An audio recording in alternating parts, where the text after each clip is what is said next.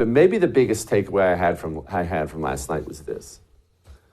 You really saw why conservatives have managed to conserve nothing. It was on full display last night. You often hear me argue that we will fight the communists on the communist field.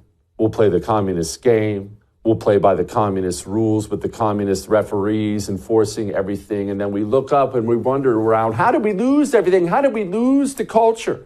I saw something last night and my jaw hit the floor at how pathetic and inept our side is. Man-made climate change is not a real thing. You know that, right? You don't just have to take my word for it. You can take a million brainy scientists who will explain this to you.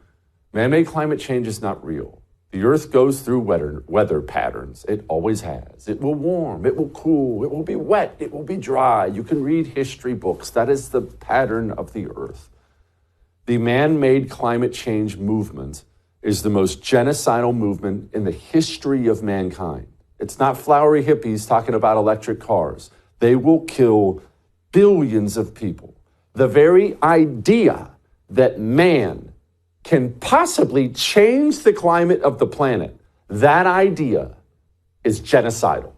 If you accept that idea, you have already given the keys of the car to the genocidal madman to do whatever he wants. Once you accept the premise that man is poison, you've already begun the genocide yourself. And that should be a base position for everybody on the right.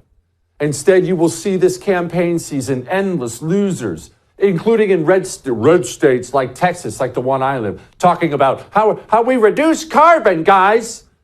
And one of the major questions at the Fox News, the supposedly Fox News debate last night, was YAF, the Young America's Foundation, a supposedly right-wing group. They found some pimple-faced kid to ask all 8 candidates on the stage this question. Here it is from the debate on Fox News. Polls consistently show that young people's #1 issue is climate change. How will you, as both President of the United States and leader of the Republican Party, calm their fears that the Republican Party doesn't care about climate change? How will you calm their fears? How will you calm their fears? Well, son, I have a 14-year-old son. And if he comes to me tonight, wakes me up in the middle of the night, hey, Dad, I'm really scared. I'm scared that there's a big fluffy monster with big fangs in my closet.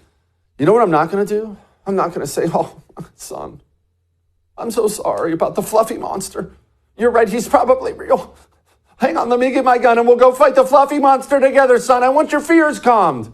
I'm going to tell him to pipe down and stop believing in stupid things and go back to bed. You know why? Because my life isn't governed by children. And very clearly the GOP is. And so is Fox News for even allowing such a question. Who even asks such a stupid question? But the young people are scared. Yes, young people believe stupid things all the time. I'm sorry you're scared. Wake up, do more reading. You'll be less scared. Your fear, your idiocy, no matter your age, whether you're 95 or 5, it's not an action item for me. But Jesse, I'm scared. I don't care. Shut up and go away. Children don't run the country.